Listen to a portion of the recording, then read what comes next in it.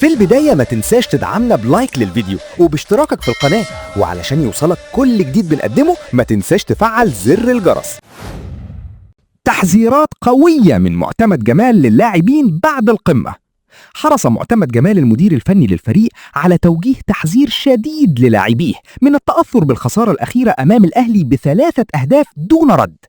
وأكد المدير الفني خلال حديثه مع اللاعبين ضرورة إغلاق صفحة المباراة الماضية وعدم السماح لنتيجتها بأن تؤثر على تركيز الفريق في الفترة القادمة، وشدد على أن المرحلة الحالية لا تحتمل أي تراجع ذهني أو فقدان للتركيز. وشدد معتمد جمال على أن الفريق أمامه مواجهات حاسمة في مشوار المنافسة على اللقب، أبرزها مباراة سموحة القادمة. وشدد على أن هذه المباراة تمثل خطوة مهمة في طريق التتويج ببطولة الدوري الممتاز. وأشار المدير الفني إلى أن حسم اللقب ما زال في يد الزمالك، والفريق يحتاج لتحقيق الفوز في المباراتين المتبقيتين أمام سموحة وسيراميكا كليوباترا لضمان التتويج بشكل رسمي. ويستعد الزمالك لمواجهة سموحة يوم الثلاثاء في 8 مساء على استاد برج العرب ضمن منافسات الجولة السادسة من المرحلة النهائية للدوري.